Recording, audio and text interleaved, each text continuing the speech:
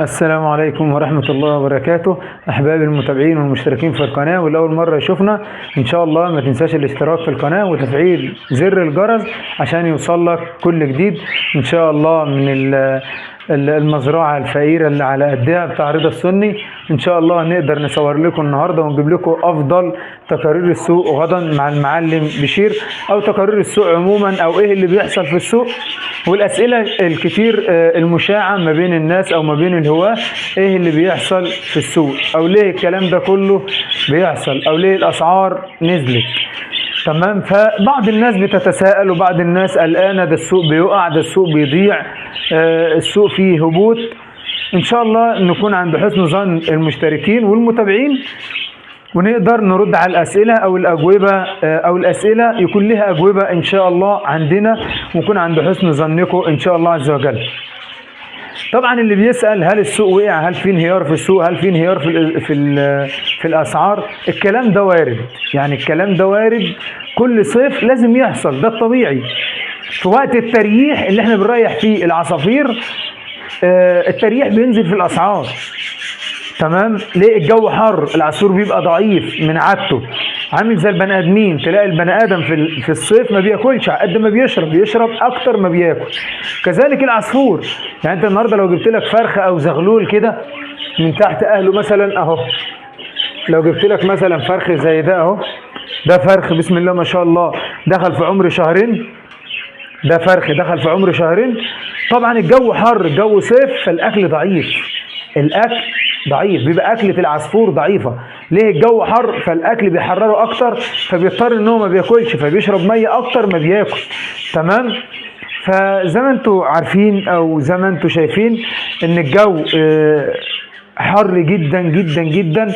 ولو تلاحظ معانا هنا هو بعض العصافير أو حيل العصافير قدامها طبعا محلول معالجة الجفاف أو محلول الجفاف زي ما احنا بنسميه.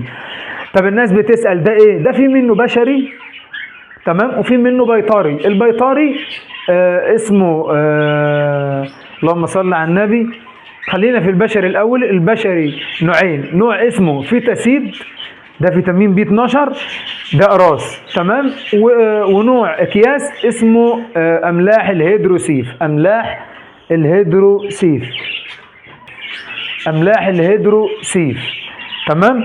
فبتحط كيس من املاح الهيدروسيف على قرص من اللي هو الفيتاسيد على لتر ميه، وبتشرب عصافيرك عشان الاجهاد الحراري. لان انا عندي من كام يوم كان الاجهاد الحراري مضيع العصافير. ادخل هنا على عصافيري ابص الاقي العصافير راقده في ارضيه القفص مفرهده. تمام. ده النوع قلنا البشري. هم نوعين، نوع اسمه فيتاسيد اقراص، ونوع اسمه املاح الهيدروسيف. ده بيبقى كيس على قرص، تحطه على لتر ميه وتقدم لعصافيرك، بيعالج الاحتباس الحراري او بيعوض الطائر عن الحر اللي انت شايفه ده بطريقه رهيبه بفضل الله. اما النوع اللي هو البيطري اسمه فيتامين سي.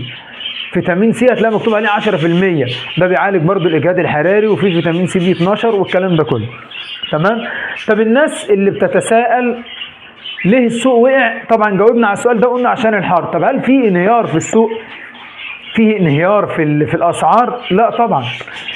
انهيار في الاسعار دي لما التجار يكون خلاص ما فيش لم، لكن قله اللم اللي موجوده من بعض التجار المشهورين باسمائهم زي المعلم بشير، وطبعا غيابه مؤثر معانا ومؤثر مع السوق كله، غاب كذا جمعه، تمام، او كذا سوق ورا بعض، فعمل دروب في السوق. لان ده بفضل الله من الناس المحترمه اللي انا اعرفها، عشان في ناس انا ما اعرفهاش فبتقول لك انت مثلا بتطبل للمعلم بشير او الكلام ده كله، او انت بتتكلم في صالح هو بس.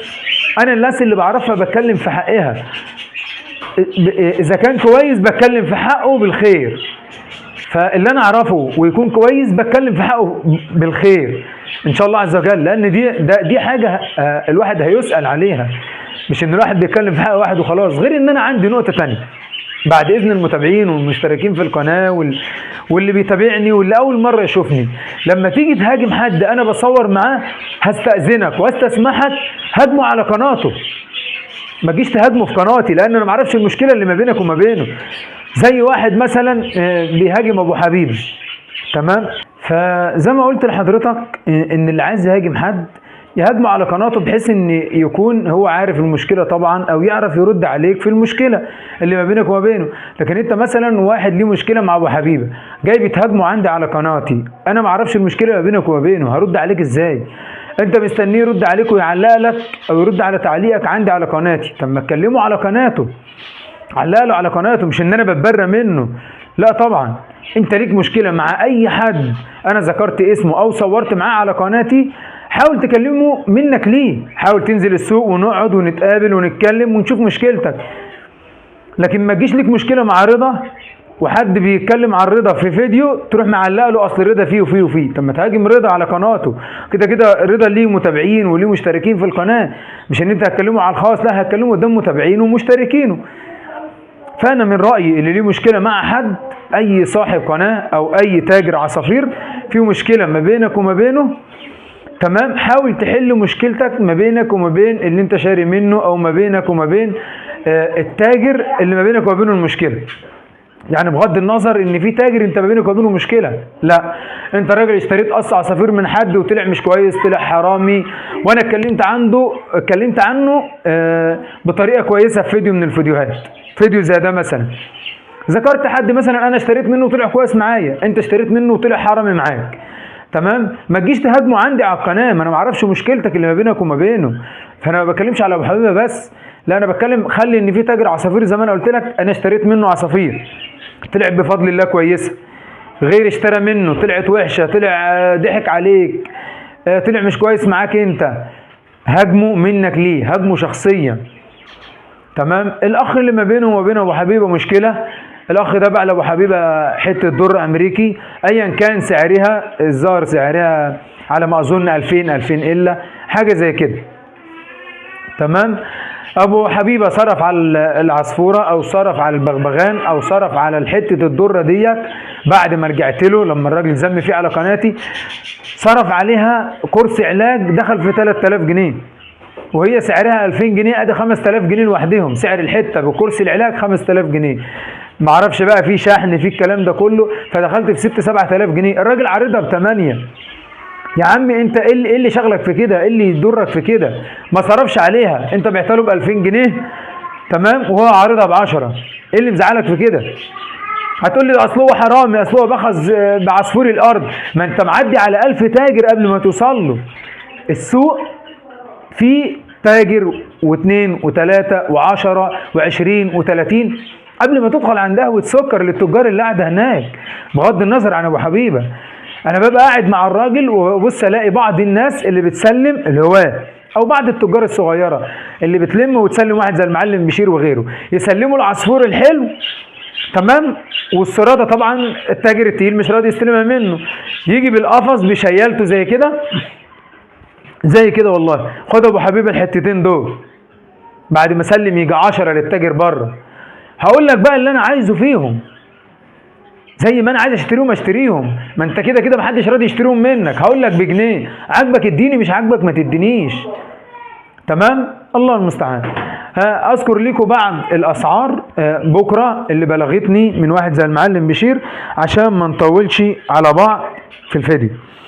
فالمطلوب من الاسترال الكبير الشغال طبعا القص بدون اخضر وازرق، القص ب 180 جنيه. المطلوب في الرز الفواتح بدون الاخضر برضه القص ب 700 جنيه. ومطلوب كركات كبيره شغاله فواتح بدون اخضر القص على 275. الكوكتيلات بقى، الكوكتيل اللاتيني الشغال طبعا سلامه الصحه والريش مع المعلم بشير القص عامل 1000 جنيه. الكوكتيل اللاتيني الشباب شباب ناشفه طبعا سلامه الصحه والريش الجوز على 800 جنيه.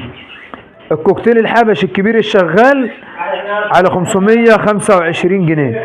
الكوكتيل المصبع الناشف، الكوكتيل المصبع الناشف، تمام، على 550 جنيه، على 550 جنيه. الكوكتيل الازابيل الكبير الشغال على 600 جنيه، تمام. والروز بقى الالوان الفواتح بدون الاخضر القص على 750 جنيه. طبعا انا قلت لكم الاسعار على وجه السرعه لان انا حاسس ان انا طولت عليكم.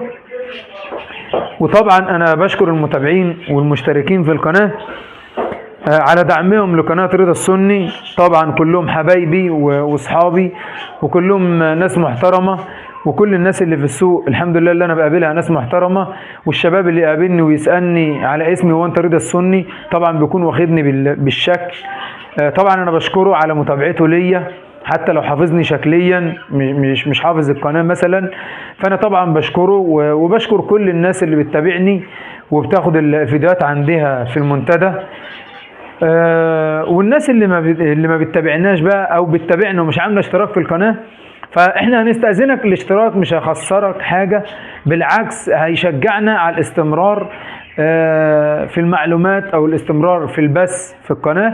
فان شاء الله ما تبخلش علينا بالاشتراك في القناه ودعمك لينا للقناه ومشاركه الفيديوهات على اوسع نطاق، بحيث ان شاء الله القناه تقف على رجليها ونبدا نعمل مسابقات زي ما قلنا، ومحدش يزعل مني من ردود فعلي او من ردي ربما يكون شديد شويه، لان انا بزعل من الناس اللي بتهاجم حد او شخص معين على قناتي.